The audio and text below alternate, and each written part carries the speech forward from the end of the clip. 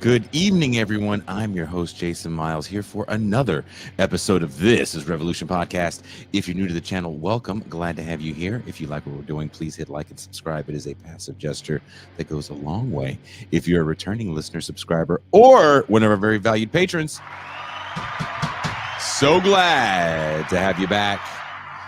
I want to thank everyone that joined us for our patrons and paid YouTube subscribers a movie night watch party. We watched the original Decline of a Western Civilization, and man, there were some great in-movie discussions with the people watching. I really enjoyed those exchanges. It gave me a lot to think about. We talked about things like authenticity, which we're probably going to get into here. Also, I want to send a big shout out to Forrest, Conan, Christina, and everyone involved with Movie Night Extravaganza for having me on the show to discuss Rogue One. I was literally just there seconds ago. As you know, it was Star Wars month this past month on TIR. And if you are a patron and you didn't see all those movies, we watched Rogue One, episodes 4, 5, 6, and 3. So those are all up. The replays are all up. You can see the in-movie banter with everybody. It's a lot of fun. So this month, is it Star Wars month? Is it Ninja month? Is it Star Trek month? I don't know. But it's Black August because it's my birthday month. And it's my kid's birthday month, so it makes it double black. If you'd like to join us for these movie night watch parties or champagne room shenanigans, there's one easy way. Become a patron or a paid YouTube subscriber. You'll get access to the champagne room, join us for movie nights, and as a patron, if you can't make it, you'll be able to watch movie night replay, as I said before, filled with all the in-movie banter of the TIR family. By becoming a paid YouTube subscriber or a patron, you can make sure TIR can continue to stay on the air, producing irreverent, intelligent, and insane programs like this one here, where we're going to get a lot more serious because we have a very serious guest who has been on the show before. And for me, it was one of the more informative interviews. I, like you guys, learned something with the guest as well. So let's talk a little bit about organizing on the left in the era of Trump. It's not hard to feel the creeping fear of fascism becoming reality, especially in the wake of mass Gestapo-like forces abducting law-abiding citizens whose only crime is having a body that's become a politicized and a madman's lust for monarch-like power. In moments like this, people tend to go one of two ways. Some bury their heads deeper in the sand, convinced the flames won't reach them as the house burns down around them. Others recognize the urgency. This moment is ripe for rebellion. As we've often said on this show, this isn't Russia in 1917, Franco's Spain, or even Weimar Germany. What we're seeing is something uniquely American. Trumpism isn't an anomaly. God, I can't talk. It's the logical result of 30 years worshiping at the altar of celebrity and neoliberalism. It's Bonapartism wrapped in a cult of personality. The admiration of the anti-hero has finally come home to roost. Sure, there will always be bystanders. There were those who stood silent during Vietnam, during civil rights, even during the end of slavery. But today we're witnessing an ideological shift. The question is, who will be there to harness this rebellious energy?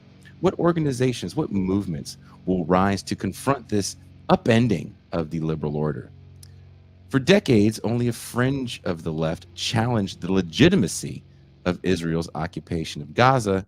Some even dared question the notion of a settler colonial state.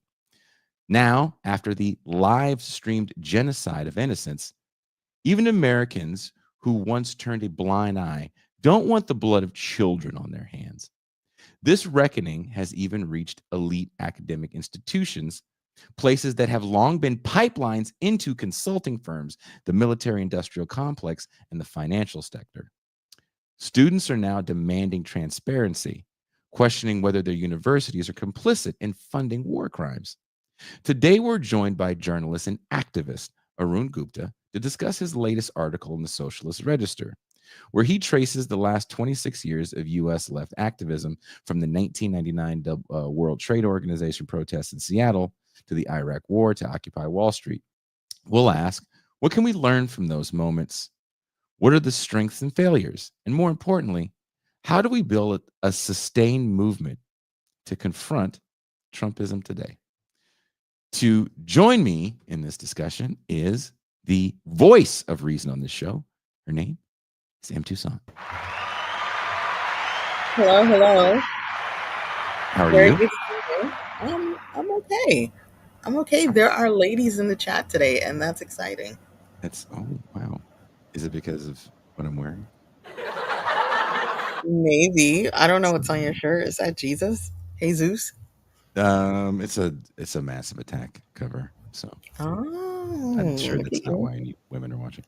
But Nice. our favorite Marxist food, I don't want to say critic, food educator. Okay. I learned more in 5 minutes of Arun Gupta talking than 5 years. This man will Is he a food forget. historian? I don't. He's Let's a New York ask. City historian. He's definitely a New York City guy. He's one of those people that makes me appreciate New York City.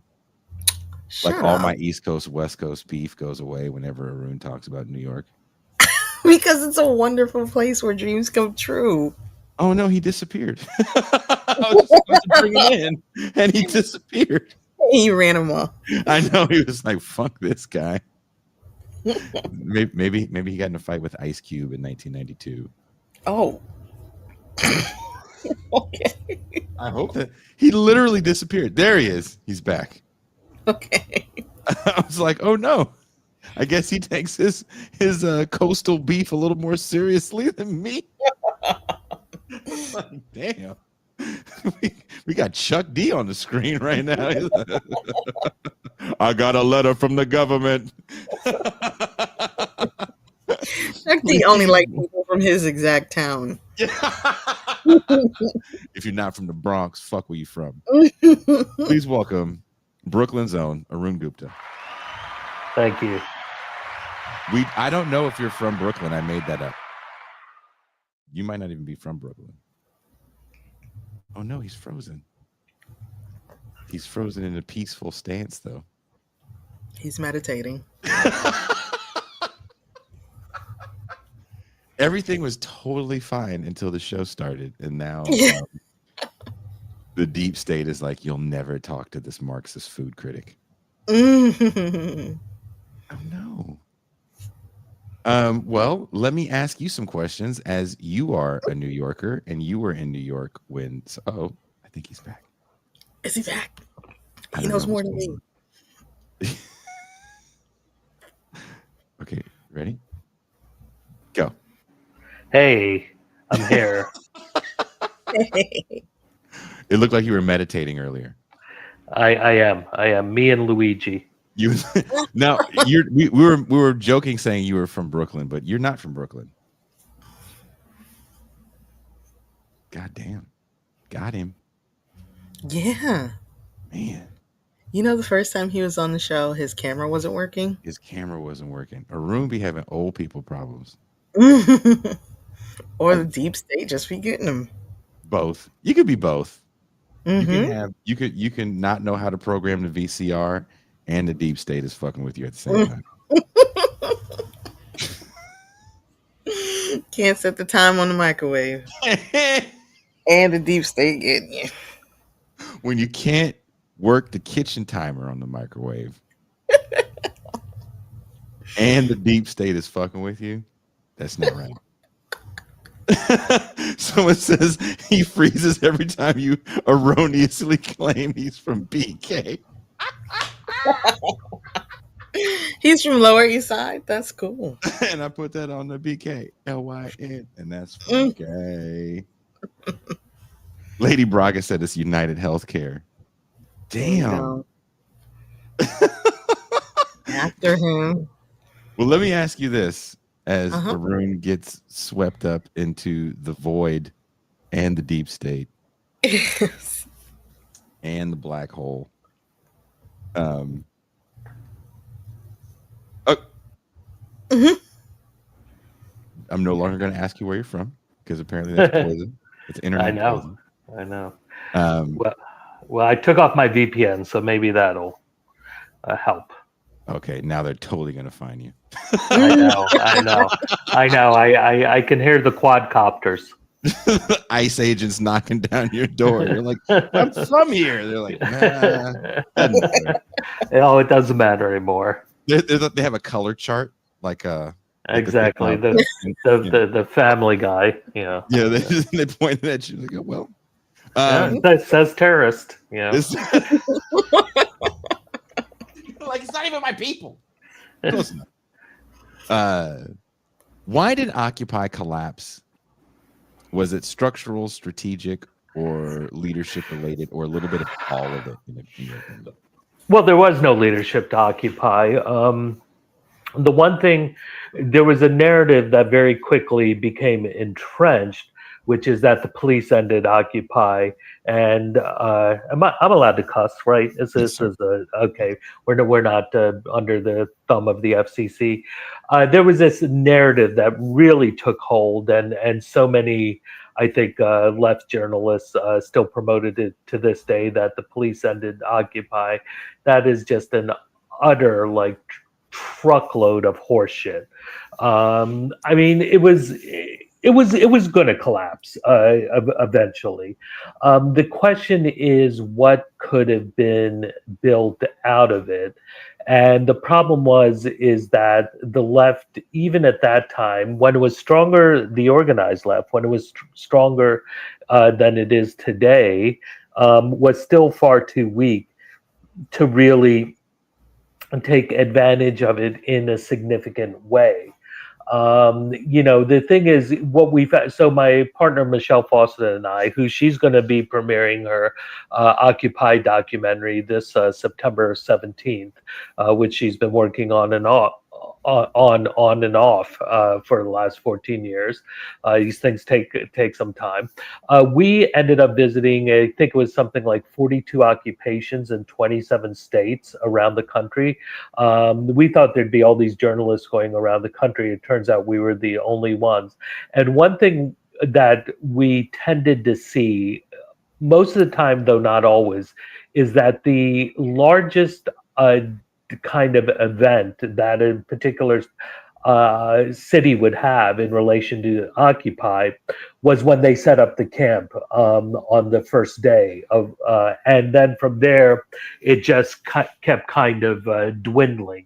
The structure of Occupy is what gave it both this explosive growth around the country and indeed around the world, which is these permanent encampments. But they became really extremely difficult to kind of manage. In numerous instances, the occupied camps would just essentially, they became like service camps for unhoused people. We saw this in places like Detroit and Austin, Texas, Tampa, Florida. In other instances, they became like essentially drug shooting galleries. This happened you mentioned that in your piece about San Francisco, and that's actually where I'm from. Is the Bay Area. You mentioned Oakland and San Francisco. I don't remember Oakland. We arrived in Oakland like a few weeks after the second camp was ousted by police, and everyone there told us the real issue was just all the sectarianism is what tore it apart. Even the sectarians were saying that, which was kind of funny. Maoists were complaining about sectarianism. Like, man, you all really got a bad case of sectarianism if even the Maoists are complaining about it. So there was also just a lot of leftist infighting. it's because it was so porous. And one of the things I say about Occupy, it had all these contradictions. One, it was porous and opaque at the same time. So by porous, I mean anyone could literally join it.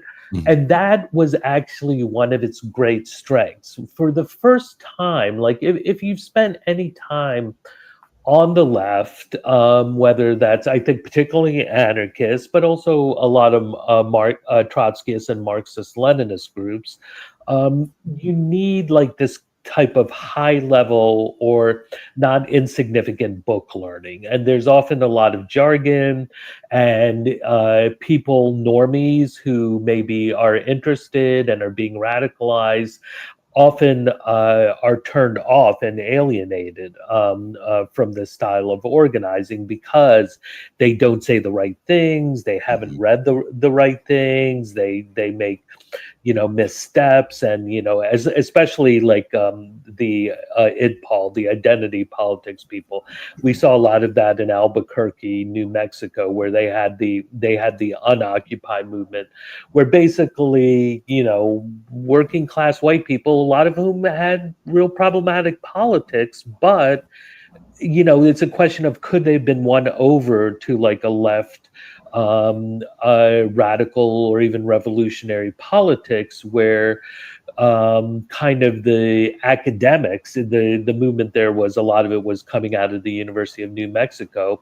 They jump all over them for saying the wrong thing and denounce them as racist, sexist, homophobic, blah blah blah, and just run them out. And so there was no one reason, I think, or I think there is one reason. It was the anarchic structure. It was embedded in the actual, what made it a success also made it a failure, right? This is the dialectic of it, that we have to recognize that there's this kind of duality that's going on. So but what I was getting at is, by having this porous open structure, by having these camps, like people kept saying like, oh, occupation is a tactic. And I'm like, no. Occupation is actually the strategy. It's a tactic, but it's also a strategy because it brings a beloved community into being. You could have anyone could join it, right? And people could join who did not have any sort of book learning.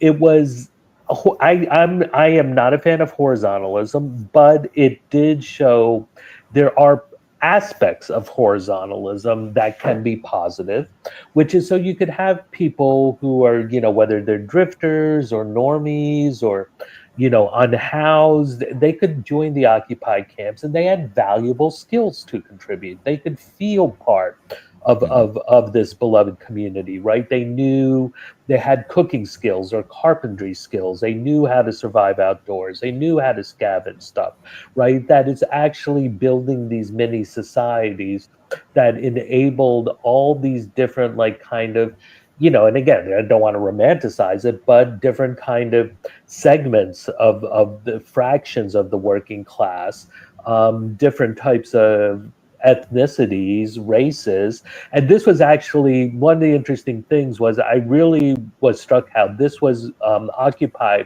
was the first time I really saw a lot of trans visibility, that it was creating this space for people to be themselves, which was wonderful.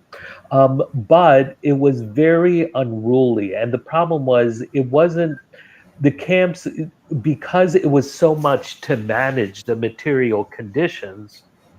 They ended up like devolving into like, just how do we keep, it going, in terms of like, how do we get the food? How do we get like, shelter and medical care? How do we manage conflict? So a couple of other telling examples in New Orleans when we got there. I'm trying to remember, again, that was in, I think it was in November, when Occupy was still going strong. The camp was in the park in front of City Hall. Now, this is where thousands of people were living after Katrina. And so New Orleans, this is only like 6 years. I mean, the psychic, emotional, physical destruction done to the New Orleans community by Katrina is it's equivalent to, I mean, it's crimes against humanity, what the Bush administration and the US government did. So there was a lot of trauma. And one of the main activists there said, like, things were going well because we're down to 2 to 3 fistfights a night. I'm like, okay. Like, at least I'm not shooting in an open carry state. And it was a place of violence, the occupied camp. A lot of the veteran activists were just kind of chased away. They just dropped off and went back to their regular work because it was such a like chaotic and violent scene.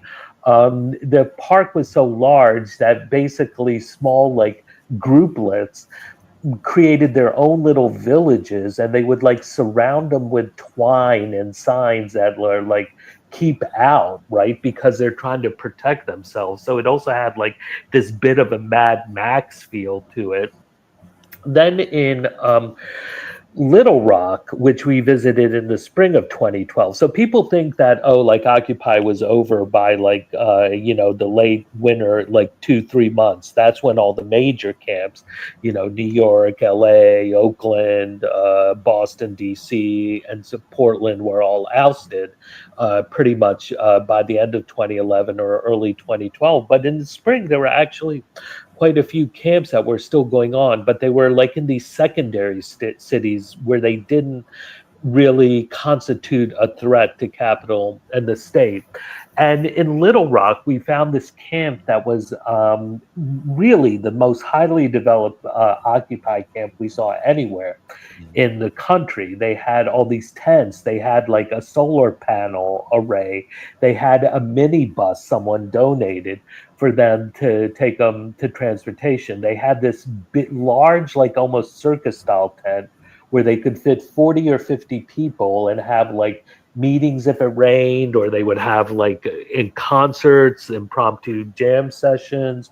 I mean, they had a really good kitchen and pantry, everything, right? They even had showers and Wow. toilets, but they weren't doing anything because they were all greenhorns. And when we ask them, like, so, well, what's your organizing work? They're like, well, we're printing out petitions for Move On and going to street corners and getting people to sign them. I'm like, okay. Petitions for what? What were they signing the petitions for? They were Move On petitions, so right? Like, yeah. Whatever it is, Republicans bad. Yeah, I'm trying to think of what the Tea Party, probably. Yeah, anti-Tea Party thing. Yeah. Like, we need to save Social Security, or we need good stuff and no to bad stuff, right? That, and because accurate.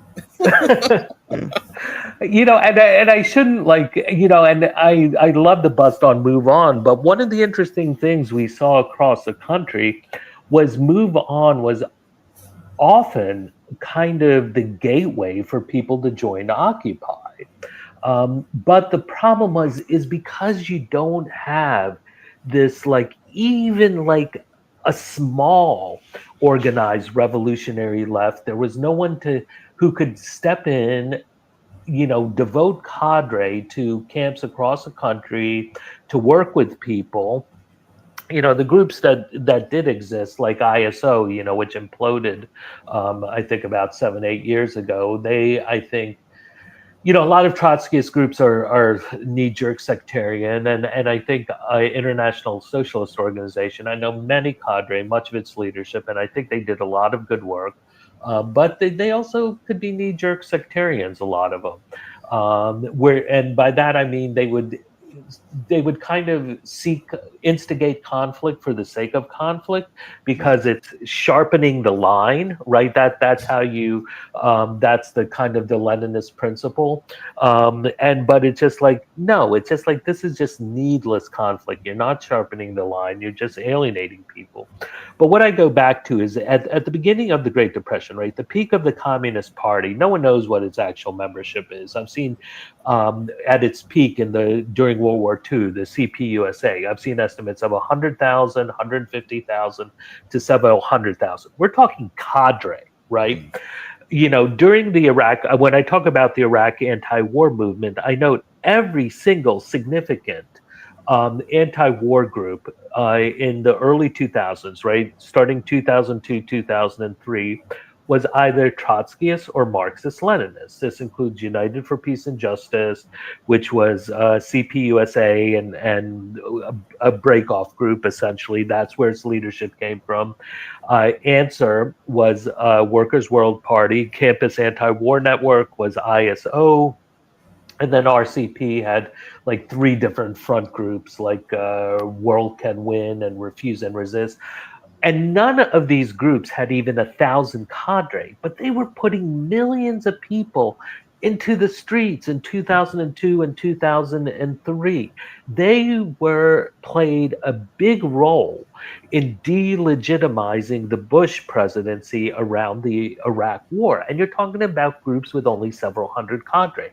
And we get to today where you have DSA, which claims a membership of 80,000. And I've had people reach out to me saying that they're cooking the books on that. I don't know if that's true, but nonetheless, but they're not cadre, they're paper members. Like maybe 5% are actually active.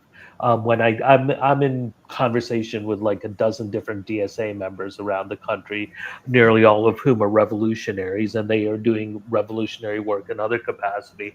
But they're like, yeah, like about 5% are the ones who are really active, but they're not cadre. So there was no cadre organization during Occupy that could take advantage of it. So what I'm saying is, you go back to the beginning of the Great Depression, and I believe the CPUSA had about 7,000 cadre. Today, that would mean having a Trotskyist or Leninist organization, when you adjust for population, of like 15 to 20,000 cadre, right? If we had an organization of that size in this country, I truly believe they could have used that energy from Occupy to really build more of a mass militant left. Instead, what happened was, one, liberals were very swift to co-opt it. Van Jones, Move On, and then also big labor like SEIU. I wrote a piece for Truth Out. Folks can look up about the Occupy Spring, how they conspired to create this whole like brand of like 99% spring, 99% voters, 99% pledge. And they were essentially using the energy, co-opting the energy of Occupy to shunt it into Obama's campaign in 2012 that won. And he won, I think, in part thanks to Occupy Wall Street. And so, but from there, it also helped to, that's what convinced Bernie Sanders. He said it himself on numerous occasions. That's what convinced him to run in 2016, right? Occupy gave a new class language that we really haven't had since the 1930s, 1% and 99%. I would, on our trips across the country, Michelle and I spent 2 years doing 7 road trips across the country. We heard cashiers at Walmart saying 1%, right? Yeah. Suddenly now everyone understood there's a ruling class and then there's the rest of us, right?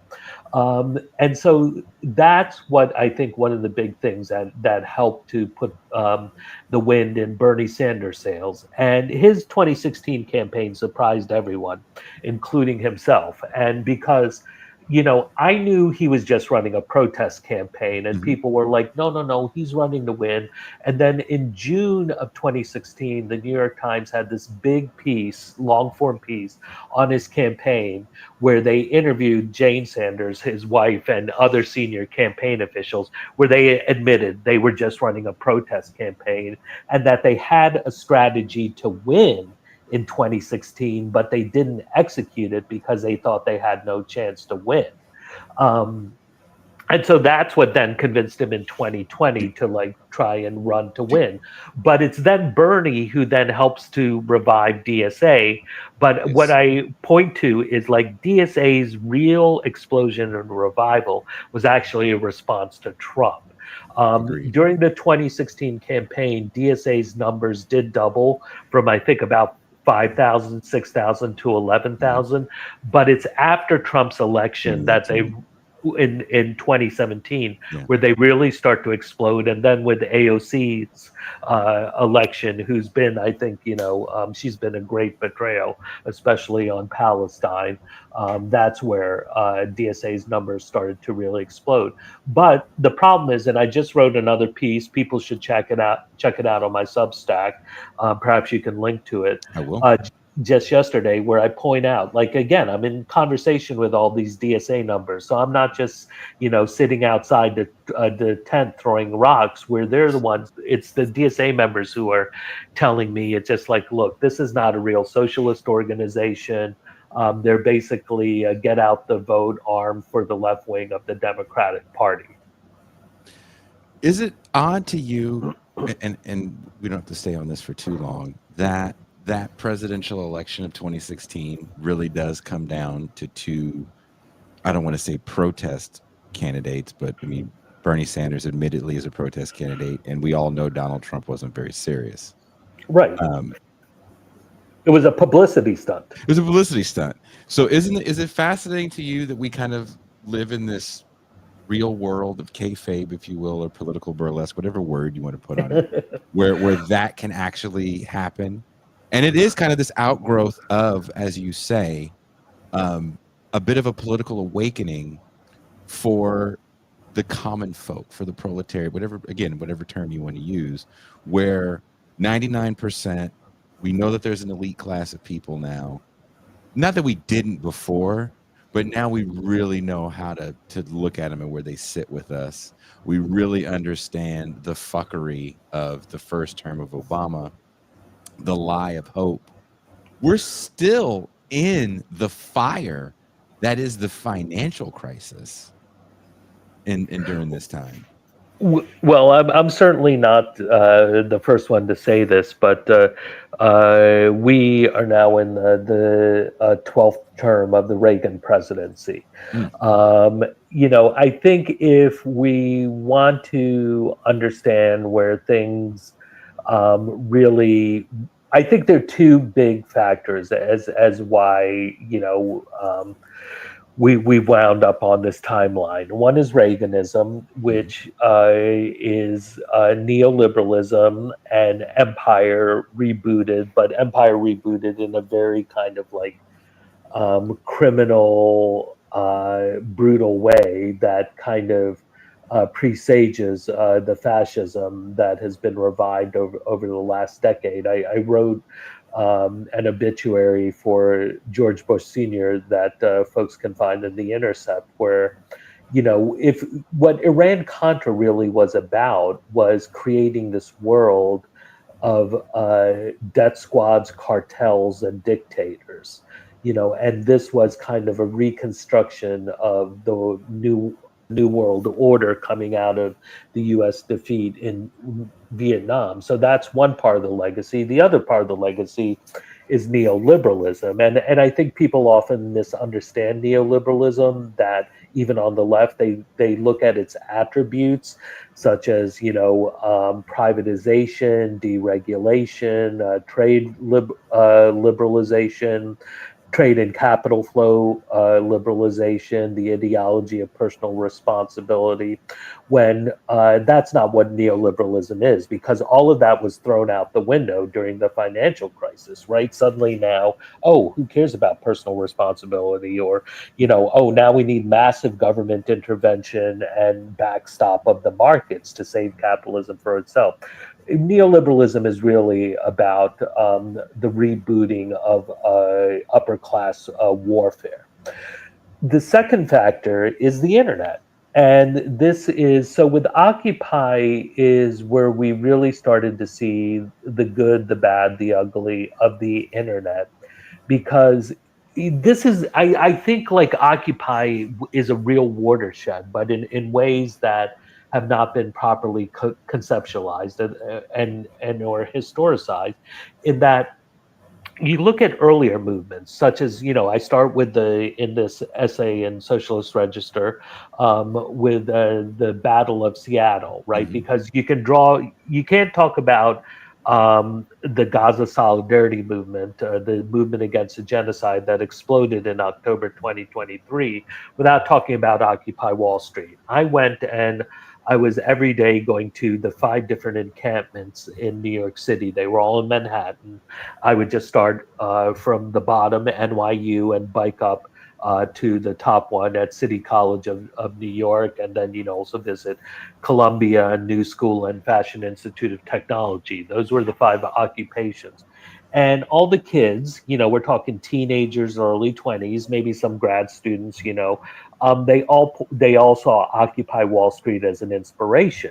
And one of them told me, that we like basically we worship you guys. I was heavily involved in Occupy Wall Street and started the Occupied Wall Street journal. Yeah, with the help of Naomi Klein and the Yes Men. But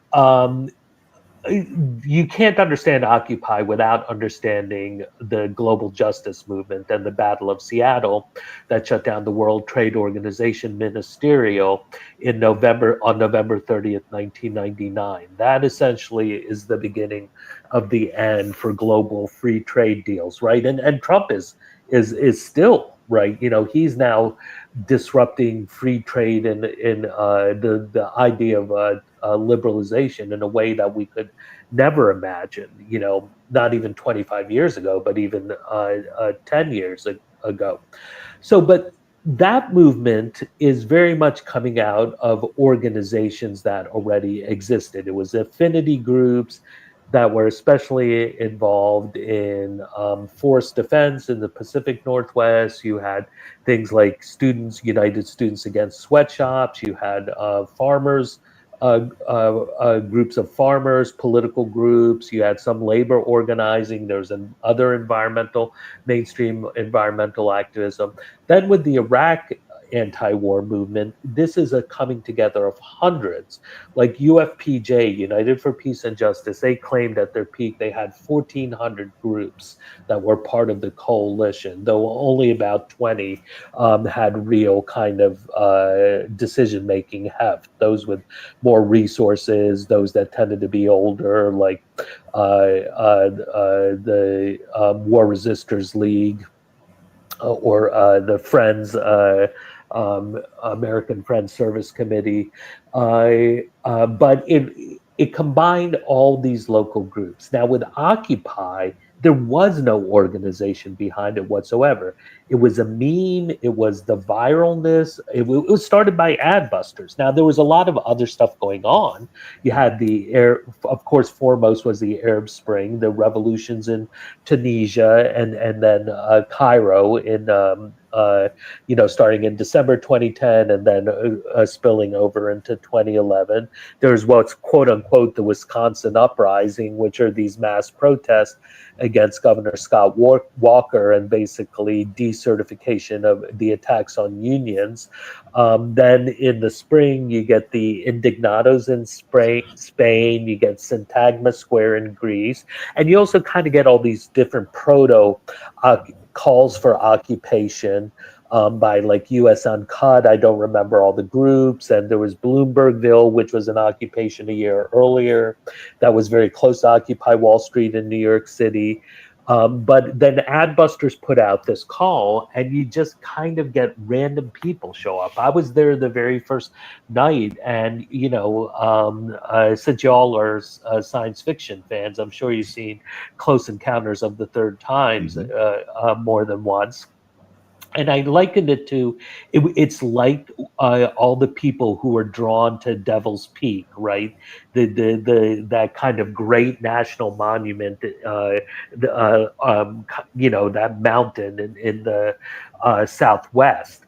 And people could not explain why they showed up at Zuccotti Park on September 17, 2011. They were just telling me they felt drawn there. And I talked to people, and it was all dudes initially, because who else is going to like camp out in New York City? It was, they like talked to people, I think it was from California, Texas, Georgia, Connecticut, Jersey. They just felt they had to be there. Right. And so it's the Big Bang that ends up shaping the universe, right? It's those early structures are put in place in that initial burst of energy, and that they then just continue, the web continues to spread out based. And so it was very kind of individualistic, voluntaristic, and anything goes type of phenomena. But I think the question, thinking about this, what Michelle and I like really decided, it's just like, look, Occupy was always going to end. What we should in fact be celebrating is the fact that what just a really astonishing moment it was. I have lots of friends and mentors who cut their teeth in 60s political movements, social movements, and have been active for 50 or even 60 years. And every single one of them said, we never had anything like this in the 60s.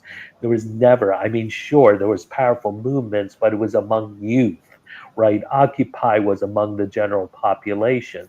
But there was, it speaks to the weakness of the left that there was no one there to take advantage of it and to shape it other than liberals or electoral efforts like Bernie Sanders and DSA.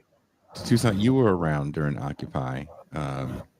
You were wearing your hemp outfit, organizing with everybody in the drum circle. What was it like for you?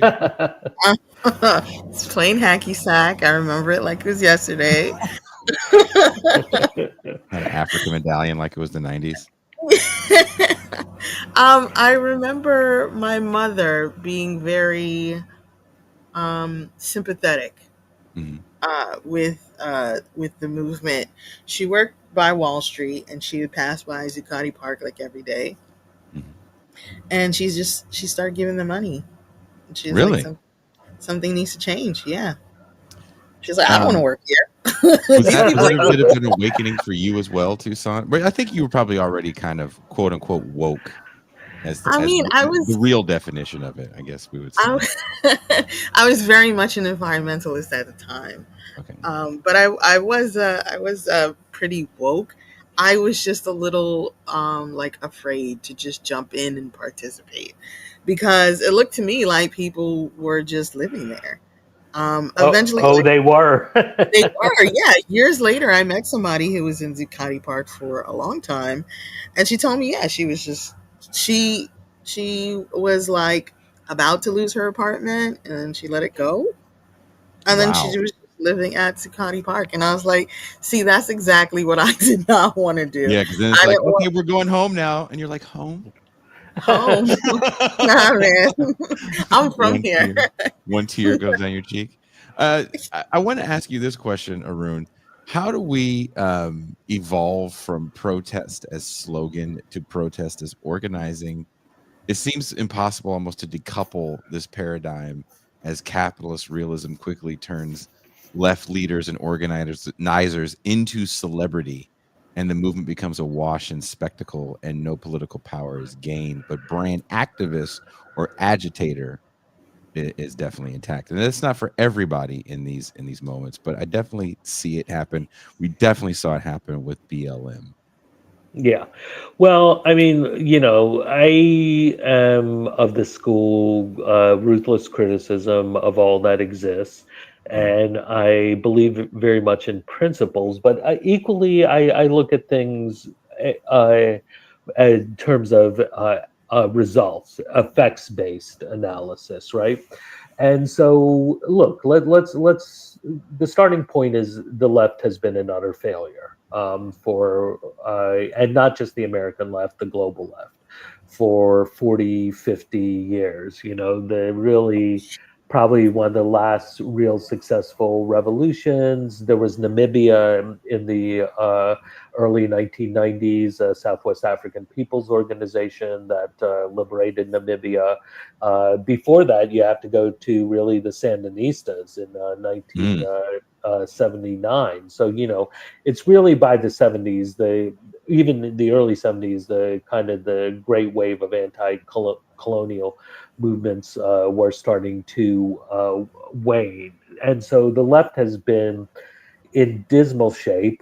We have not, globally, there has not been even one movement that could credibly claim that is revolutionary left, you know, revolutionary socialist or communist, that has been formed that presents even a minimal threat to capital and the state. So, you know, first we have to accept that we have failed. That has to be the starting point. Can I Secondly, just you know what? Go ahead. sorry, can I just say something? I read your article and I noticed that not once did you mention the very important event that took place on October 30th, 2010, the rally to restore sanity and or fear. Was You that know, not a that's I mean, Wow. that's just a terrible oversight. I mean, that's true. That was like it was like the What do you winter got against pal. John Stewart, Gupta? It's like we almost made it up the steps of the Winter Palace, right? If we just given one more push, we could have had the Electric Boogaloo Bolshevik Revolution too, you know. So Why don't we have yes, John Stewart as president with Cold yeah, Mirror as his VP? I know, Okay. or a co presidency. Oh, there you go. Yeah, yeah, like There you go. like the Co-presidency. the Cheney Bush administration, as I like to call it. Will So Ferrell as Secretary of State. Why can't we have these yeah, things? I know. We don't deserve good things like that. So mad you said that too, son. So, apart from that terrible oversight on my part, I mean, look, you know, as inspirational as people found the Zapatistas, I think, you know, they were never any sort of real threat. You know, certainly Capital did see them as a threat, right? You know, there's a famous memo, I believe it was Chase Bank wrote calling for the Clinton administration to crush them. But the left has not been successful. Then, now with Occupy, the thing is, because, and all of us are in the same boat as well, is that, you know, so much of the left does a very poor job of like analyzing how capitalism, how it is shaped and conditioned by capitalist social relations, right? So many of the people who now we admire as thinkers, as, you know, leaders of the movement are social media personalities. And there are a lot of grifters out there. There are, you know, I think like Red Brown, just cynical opportunists.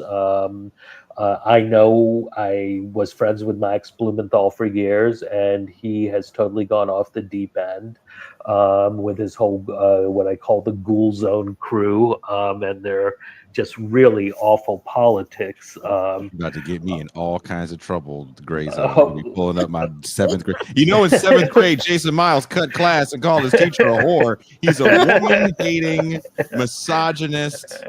yeah. Oh, well, you know, then I could get you in more trouble by mentioning the time I saw a gray zone contributor punch his female partner. But Jesus so ask me who, and I'll tell you. I still want to know because I think I know who it is. Oh shit! I mean, it was so loud. It was. I felt the blow. You know.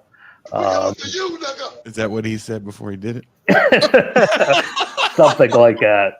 So, you know, one of the things I mentioned in the chapter, and people they should subscribe to Socialist Register. It's only $25. You get 40 years, and you should also support my work as well as the great work that you all are doing. But you get 40 years of the Socialist Register, which is really some of the most serious, thoughtful, long form histories, theories, critiques of, you know, global power, the economy, left politics, left history. But one of the things I mentioned is like, look, you know, when you look at these protests, the people who end up like often becoming leaders are those who have these who are able to basically use social media, build large followings very fast. I was stuck in Portland for much of 2020 because of the pandemic. So I was reporting on the George Floyd movement, and there's these kids, and some of them were literally teenagers who were doing live streaming every night. They're building up these massive social media followings, like 100,000 people on Twitter. They were selling their footage to all the major networks. They were cashing in on all this money, and they started to think they were leaders and were giving direction as to what people should do. And it's just like, no, you're not leaders. There's no accountability. You are just making all this money, and you just have this big ego, and it just created all this infighting, call out culture, people getting burned all the time. And so it's just like, how do we as a left fight this? And the only real, because I have been involved in actual institution building, I've started to come to the conclusion, and I know this may sound crazy, but we have to look at the world and see what are other models out there, even radically different models. And I'm like, the Amish. Okay, not in terms of like their religion, but in the terms of they create these self-sustaining communities where they engage in this economic activity, and all we have is voluntaristic organizations, right? With anarchist organizations, it's basically they just use, and that's a kind of a contradiction in terms, right?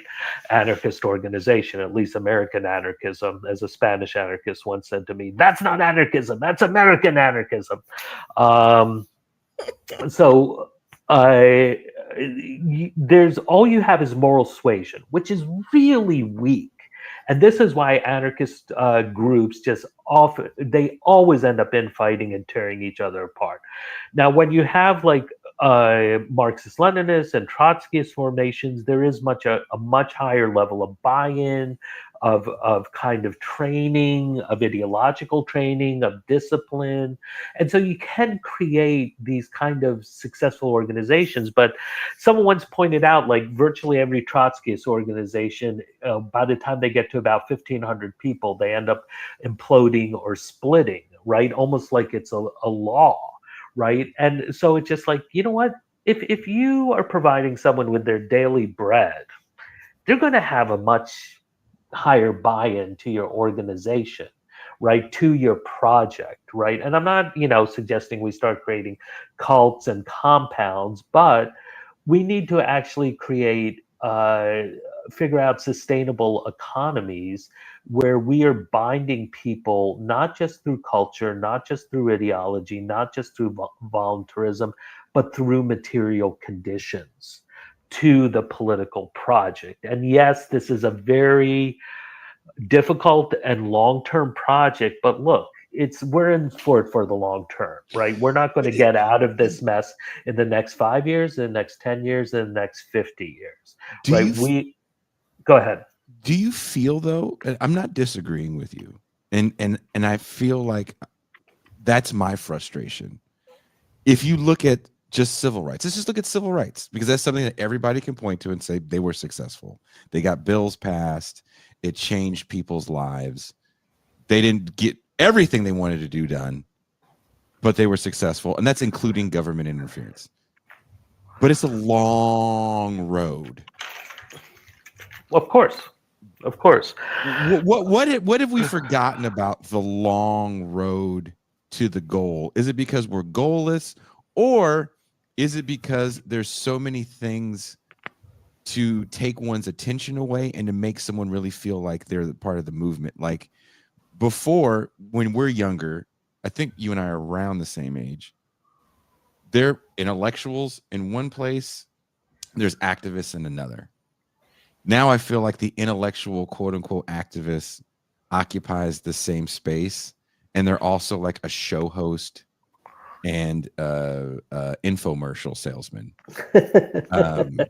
which is kind of, to me, it's frightening in a way, because I don't want to look to Hassan Piker as a movement leader. He's a guy that has an interesting internet platform, and that's where it begins and ends with me.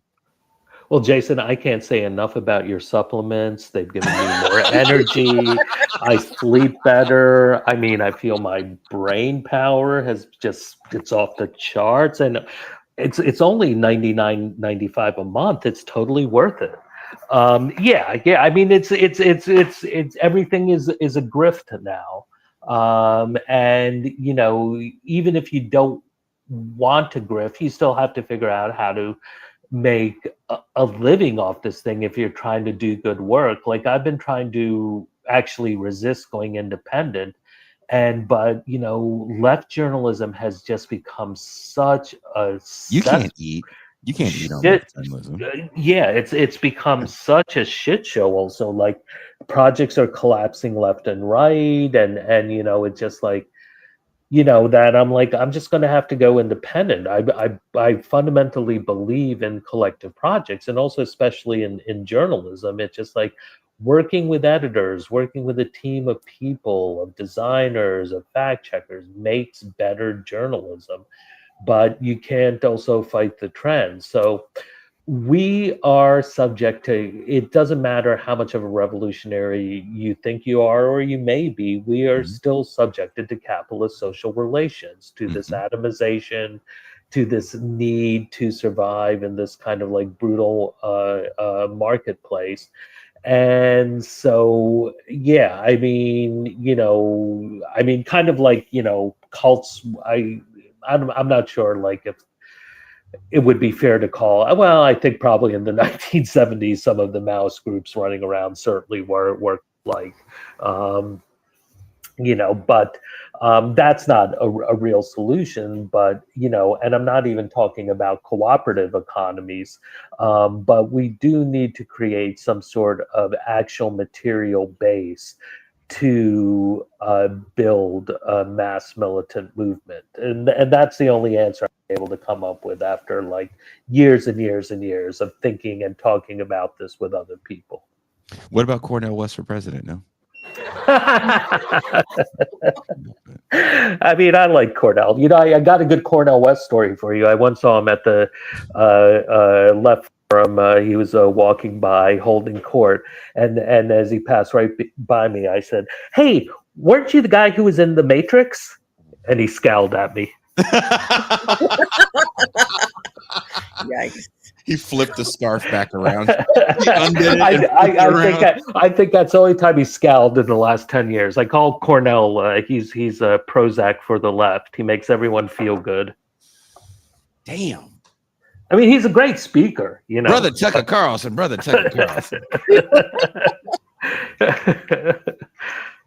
Tucson. Yeah, you want to add something, Tucson?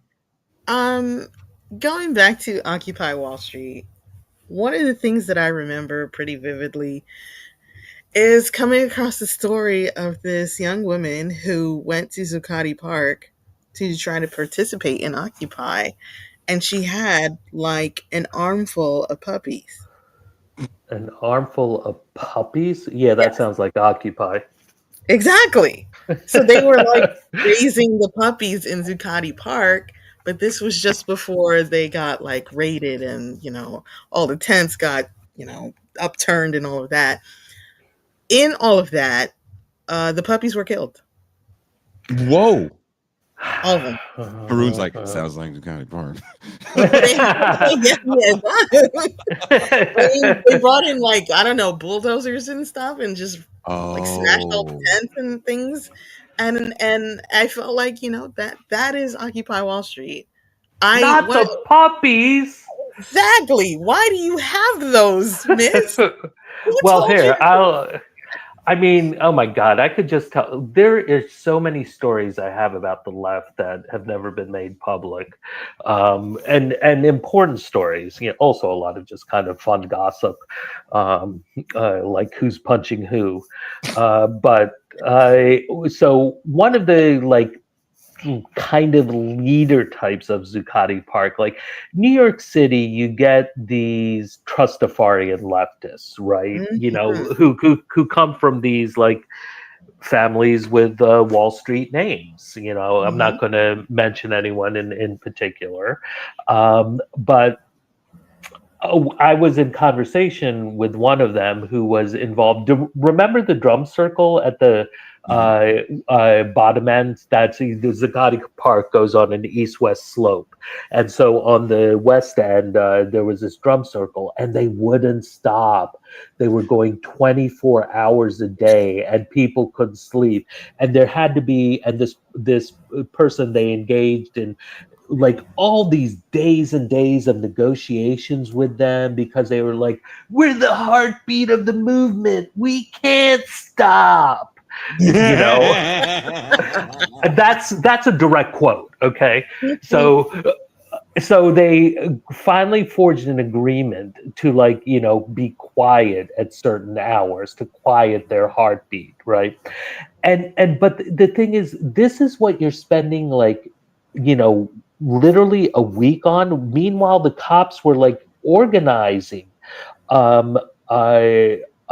practice raids like half a mile from Zuccotti Park. Like if you know the geography of Lower Manhattan, right under the Brooklyn Bridge, they were like gathering hundreds of cops at a time to like basically practice raiding, and no one was aware of this because they were too busy with their hippy dippy trippy shit, right?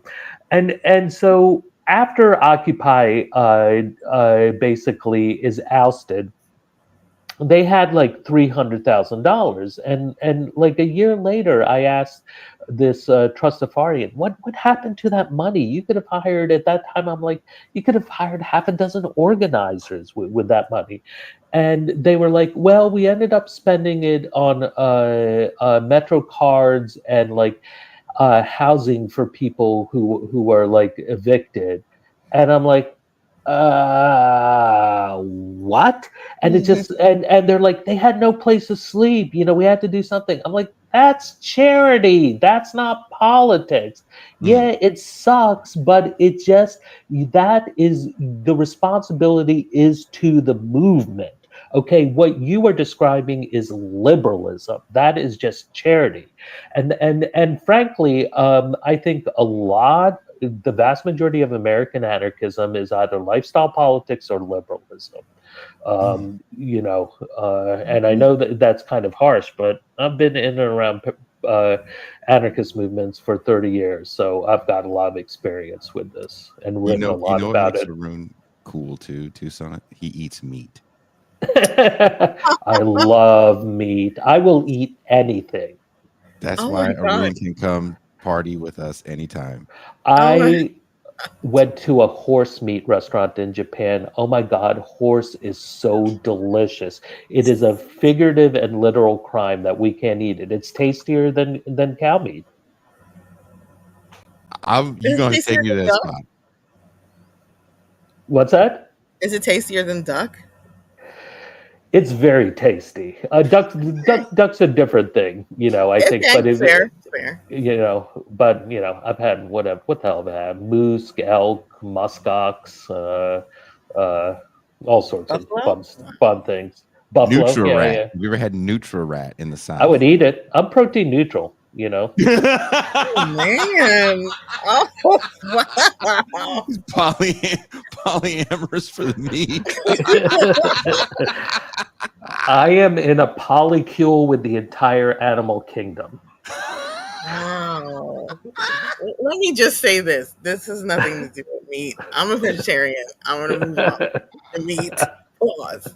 Um, I felt like in reading your articles, that chapter, there's like, I felt like you were holding back from saying we need to take all these anarchists and just put them back in the closet. Like, guys, you had a moment in the late 1800s, the early 1900s, y'all blowing up stuff.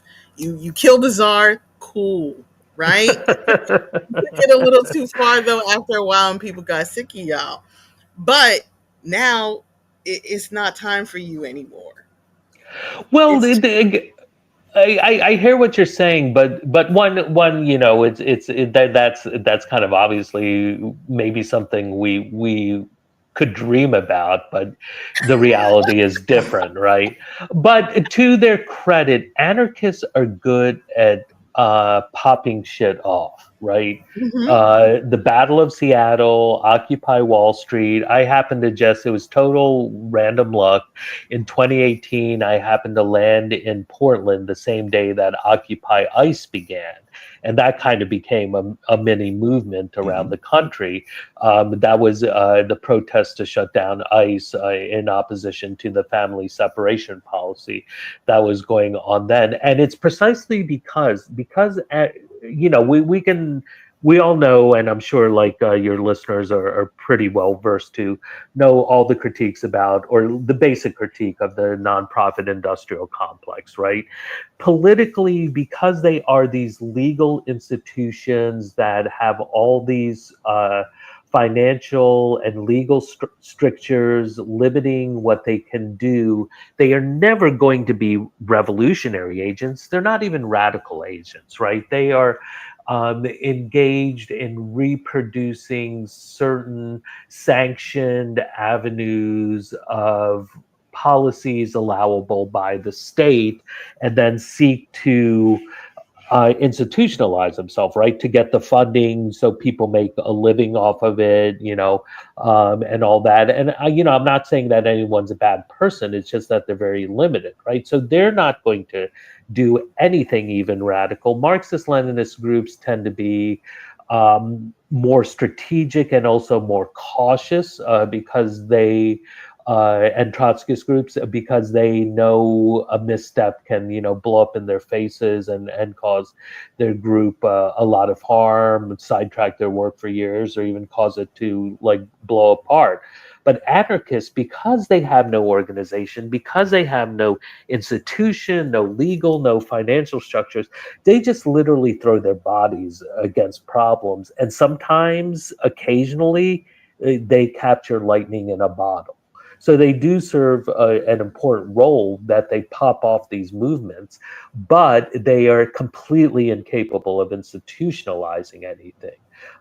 You know, it would be nice if, you know, communists and revolutionary socialists could then step in the breach and direct and organize this energy, but we've yet to see any group capable of serving that role, I think, in the last 50 years. Is it because electoralism has become the star of the show over the last maybe 12 years? Well, I think, I mean, this is, I don't want to open up a whole new can of worms, but I think like, you know, speaking personally, because I've been involved in politics a long time, I'm not quite a gray beard yet. Maybe give me another decade or so, and I'll start to call myself a gray beard.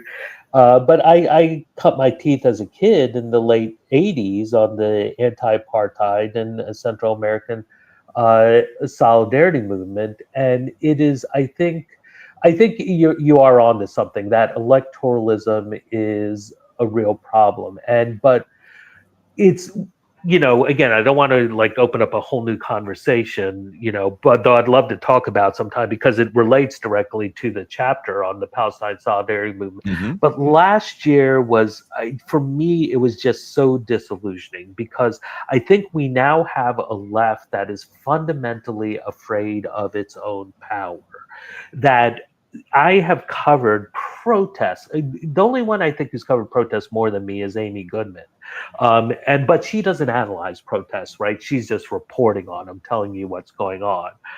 And I went to Chicago. There were like, I'm being generous when I say there were 4,000 people on any one day protesting the Democrats' complicity or utter responsibility for the genocide. Meanwhile, you go back 20 years earlier to 2004, and the left was able to turn out 500,000 people during Bush's re-election against the Iraq War in New York City, right?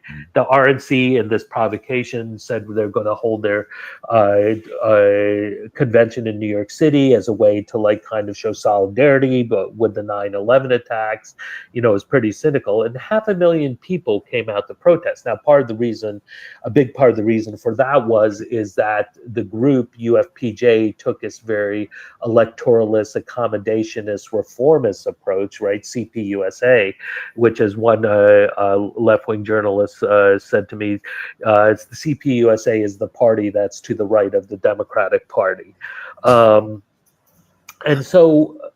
But I am utterly convinced if the left had been able to turn out 50,000 people last year in Chicago, because when you turn out that amount of people, that's kind of the baseline where you can start to create chaos, where there are elements who will start to make things a shit show. That's where the anarchists are really welcome, by the way, right? Because you want to turn that convention into a shit show enough that it forces Kamala Harris then and there to say, we're going to end this war, right? In the end, she did capitulate because it was Palestinian Americans, it was Arab Americans, it was Muslim Americans who held firm and say, we are not going to vote for you.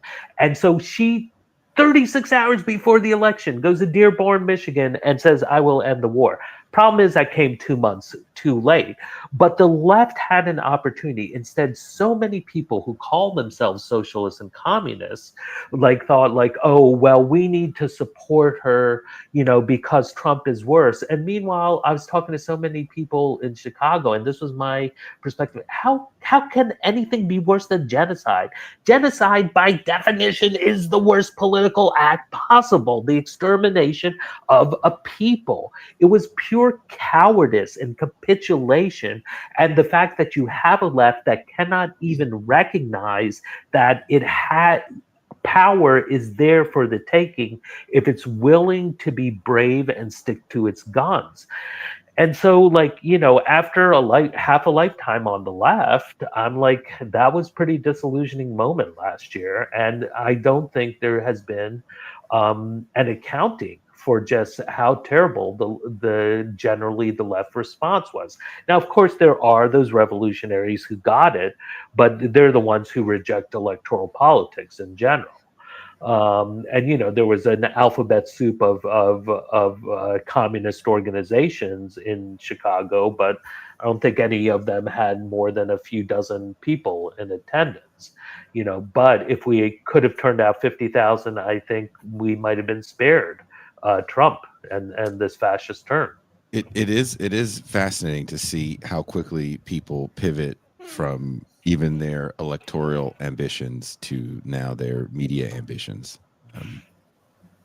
It's a different time. I don't know if you could fall out from politics or the SDS 60 years ago and then get a YouTube channel. and then be deemed as the genuine article. I know you're not a wrestling guy, but I was interviewed by the Green and Red podcast about Hulk Hogan passing away. And they're like, well, what is Hulk Hogan's legacy? If you say, Jason, that he spent most of his wrestling career as a bad guy, I was like, helping people understand neoliberalism better and be comfortable with it. I think that's what Hulk Hogan, Hollywood Hogan does for me. There's only winners and losers in the world, and well, I mean, there were certainly individuals who coming out of us who, I don't know if we say parlayed it into celebrityhood, but certainly became even more prominent, like Tom Hayden, Yeah. who was married to Jane Fonda for a while. And you can marry Jay Fonda when you're the main guy on the news all the time, and she's I Hanoi know, Jane, right? I know. Right. Jane Fonda did nothing wrong. Climbing onto that anti-aircraft gun to shoot, I hope that's the gun that knocked John McCain out of the sky.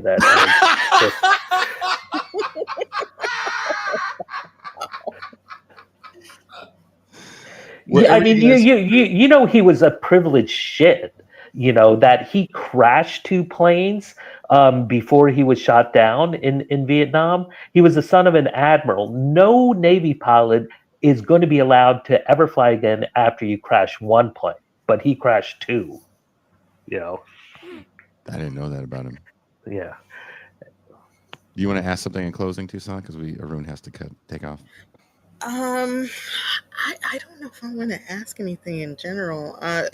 Will it ever be possible to have some kind of formation where it's anarchist up front and socialist in the back? A mullet, if you will. A mullet. Well, I kind of say I think it's we need to, I think in the world we live in, we need to embrace contradictions and cognitive dissonance, and we need an updating of Leninism so it's not so rigid, where it's almost a bit more of an anarchist style Leninism. But it can't be a free for all is the problem, right? That you need discipline, and this is the critique of DSA, that every member I talk to, that there is no unity in action. And it's just like, if you don't have unity in action, you're not a real socialist organization. A free for all is just anarchic, right? Folks should read the stuff I've posted on my Substack, right? I'll just close with look, if you have an organization, and no one is going to deny this, it is an overwhelmingly white organization, but I think it's also more significantly white in ideology, that completely refuses to defend significant sections of the working class. And what I'm talking about is DSA, the national leadership. I'm not talking about chapters or individuals, but the national leadership never came out with a plan. We need a fight back against Trump's family separation policy in 2018. They completely sat out the George Floyd movement. They completely sat out the Gaza, the movement against genocide. They have completely been on the sidelines in terms of what is now the ICE Gestapo engaging in ethnic cleansing. And these are the working class, the brown working class, the black working class, the immigrant Muslim Palestinian working class. And if you are not out there defending the working class, you're not a socialist organization, There you have it. Wherever you're watching or listening to the show, there's links in the description to Arun's appearance on NPR recently and his Substack, where you can find this article and a newer article he wrote, kind of in response, I would say, to the latest one that we're talking about today. What else are you working on, Arun, before you go? I am going to be writing more on my Substack, and I'm also working on my food book. The reason I'm laughing is because my food book is weaving together. It's basically a sweeping history of cuisine. It's 1/3 is a memoir, 1/3 is a second strand is about essentially the history of modern cuisine, mainly what passes for American cuisine, and the third part I'm going back. Doing natural history in terms of what's known as the Upper Paleolithic 50,000 years ago and the Neolithic Revolution. So I've spent the summer reading a large stack of books on paleoanthropology, archaeology, the Neolithic Revolution, and it's been a lot of fun to immerse myself in just learning what to me is an utterly fascinating field of study about how did why did humans become humans? And in that study, you didn't discover why vegetarians still suck. No. I'm a vegetarian, by the way. I have no problem with vegetarians. We should do a show about vegans. There's an editor at Verso Books who wants me to write a book called "Abolish Veganism." I'm with you on that. I support that book. I support that book. I do too. The natural enemy of the vegan is the vegetarian. So that's right. And the wild. Because it's just like, how can you be oppressing cows and chickens? That's what they say. You're a fake animal rights activist. Hypocrite. Keep walking. At third part, you just keep walking. You're like, I'm just gonna keep walking. We do have a super chat. I'll leave you with this. There is no known hunter-gatherer society or ancient human society that was vegan. Now we eat way too much animal protein and fat, but all evidence points to we need some small amount of animal food, and that can include insects. We do have one super chat. What is the guest's opinion on the hoes? Are they loyal or not loyal? Which hoes?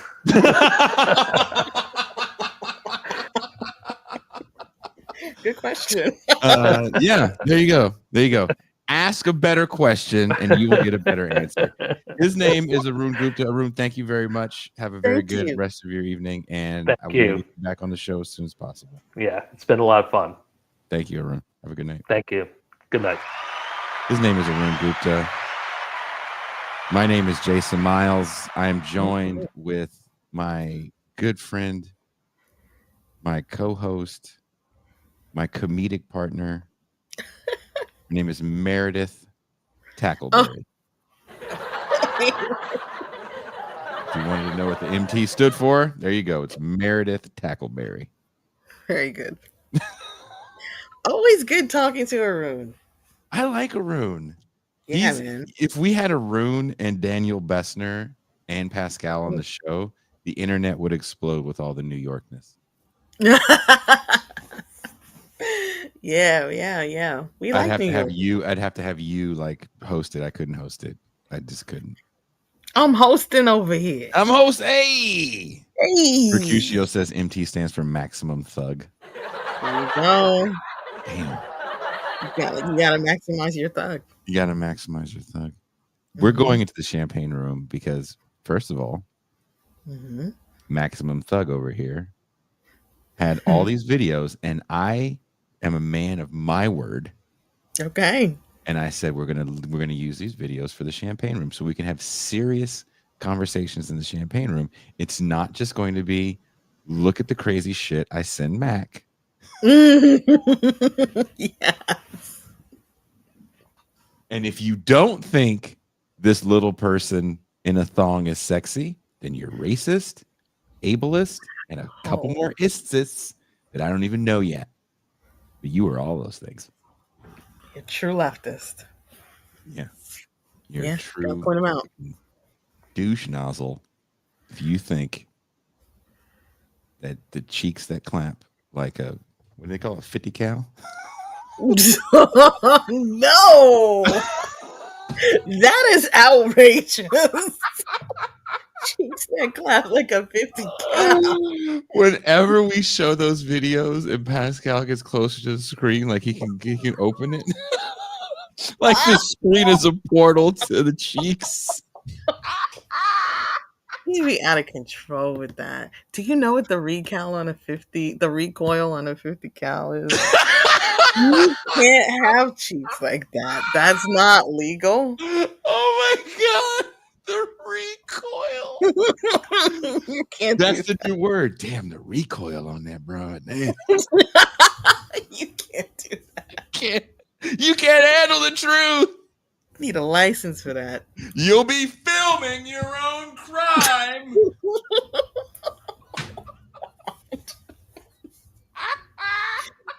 Unbelievable. This is why you have to become a patron. MK946 says, I'm anti-gun control. No. He said Pascal eyes getting like bucking like he in a Popeyes commercial. Pascal's such a character.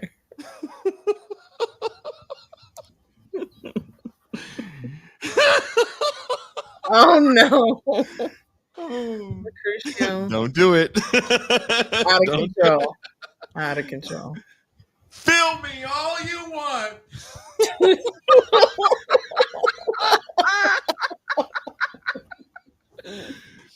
Everyone watching right now, be thankful that I cannot find that video. I bombed Bert and Mac so much that I gotta dig for it. But I have to put it on the soundboard.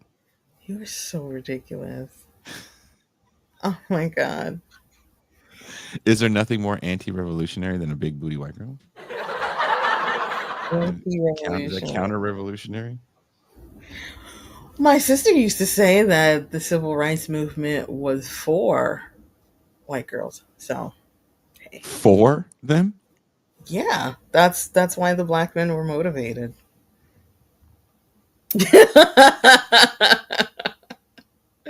You'll be filming your own interracial couple.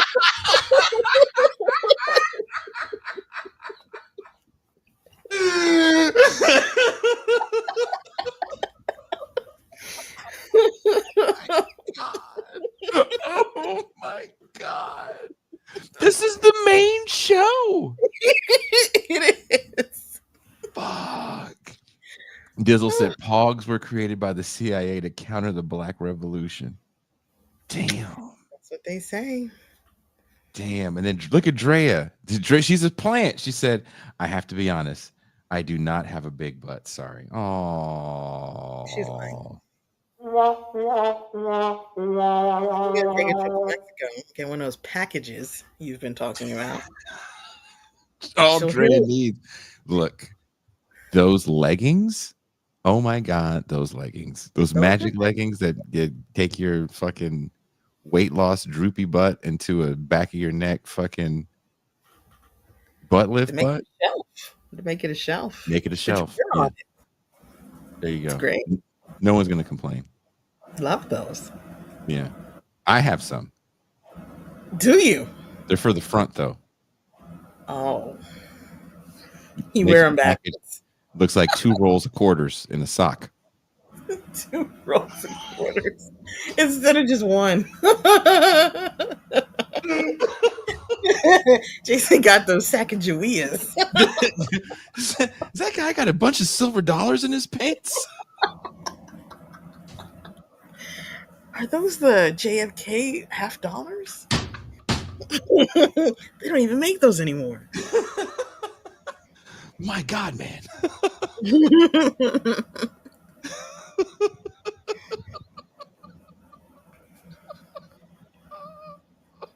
Kushlik says, what is going on here? This is a very good question. Kush says, Jason has a bunch of rare 20 peso coins. Those are rare. I'm always scared to use them. But that's what the pants that I have. It makes it look like you got a bunch of the 20 peso coins in your front and you put them in a sock or something. And that's what it looks like when I wear those pants. Are those the ones that are brown and has Vicente Fox on them and his head is turned the other way because he's black? I like that conspiracy theory. And he's dressed like a black Bart Simpson. Yeah. From the 90s. His drooping pants and oversized jersey. Just like Soulja Boy.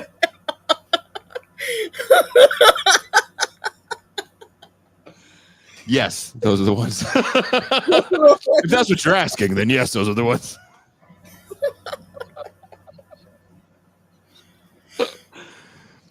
We're going to the champagne room where allegedly we're going to have serious conversations Mm-hmm. Because Tucson has all these serious videos that we did not watch during the fundraiser, where Sure. we raised enough funds just to not pay anybody. Keeping the lights on. Get some gas in the tank. No, there's no Got a gas. small latte this time. There's no gas in my car right now. I haven't left my house. No. You're gonna take one of them wild horses. Start chewing on its neck. You'll be filming your own horse riding. Filming your own meal. If anyone's wondering why we're saying that, you have to watch The Champagne Room, and then you'll understand why Wellbutrin is difficult, why you will be filming your own crime, and why it's the funniest thing in the world. In the world. By far. So, become a patron. Patreon.com/Bitterlake Presents. You can try it out for 7 whole days. Some people tried it out and they ran the fuck away. At least they're well informed. I can What they were see. getting into. Yeah, it's like they didn't know. They're like, hey, this seems like a good idea. And they were like, oh my God. I can't play this at work. I tried to show my mom this thing. You know who stopped being a patron, Tucson? Ooh. My fucking mom. I thought you said your dad. I don't know why. No, my dad doesn't know who I am or what I do at this point. He's not. He disowned you. Well, he's just got dementia. So I'm like, hey, My it's son is Jason. He goes, which Mexican one is now. that? I'm like, I'm the first one, the good one. He's like, don't remember. You say your dad says, hey, Jack. Yeah, my I love that. My dad used to talk shit, but in this way that it frightened me. Like, there's people that talk shit and it's really funny because they're not going to do anything. And then there's people that talk shit and it's like, I think he's going to do these things too. Yeah. I think he's going to film his own crime. Yeah. Get the cameras rolling. This nigga wants me to film my own crime. Oh my God. We have a super chat. Oh, no horses were harmed in the making of this episode of TIR. Thank you, Dylan Baxter. Thank you very much. But no, my mom. I didn't even know. First of all, I didn't know my mom was a patron. That's weird. Yeah, and I had just look. This is the fucked up part, Tucson. Uh-huh. And I'll say this on the main show. I just had messaged her, and I said, "Oh, a bunch of stuff just got mailed to your house. My license and my tags, and I'll give you money if you can mail it to me." She's like, "Oh no, it's no problem." She says some shit, and it's, whatever. "Oh, I miss you," whatever shit moms are supposed to say, right? Right? And then after I get off the phone, I look at Patreon. This motherfucker waited till I got off the phone and then canceled her Patreon membership. Who the fuck does that? Oh my gosh. I'm just trying to think of all the leftist shows I watch and how many of them have moms that left their Patreon. She was a $5 patron member. First of all, I didn't know any of this. And she was like, fuck him. Damn. So next time she pops up in the chat, hey everybody, I'm Jason's mom. Be like, hey, you the one that canceled your Patreon after your son asked you to mail him his driver's license?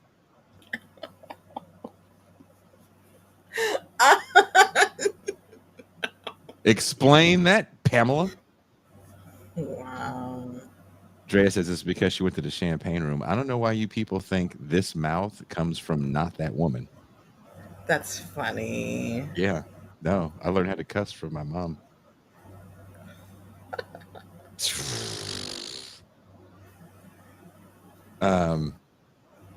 But let's go to the champagne room. Thank you guys. Yep. I hope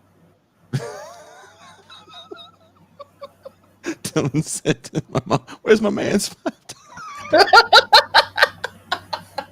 Like, you know, she canceled it right when the thing went through, and she was like, "Fuck that." Oh my gosh. Like, me messaging her was the reminder to kids. Oh yeah, I was supposed to get rid of this thing. I got too many subscriptions, child. My mom has never given a fuck about anything I've done. Right? Hmm? Oh, mom, we played this sold out show in fucking Aberdeen, Scotland. I don't care. I was on Brianna Joy Gray show. She was like, "Jason, you didn't tell me." Really? Oh wow. Everybody at the nail shop knows now. Oh, wow, that's funny. These milestones are so important. Right? That's what matters. That sounds like something my mother would do. So, true story. True story. I thought that. I hope you appreciate that. Well, anyway, Hmm. let's go to the champagne room. We are Out.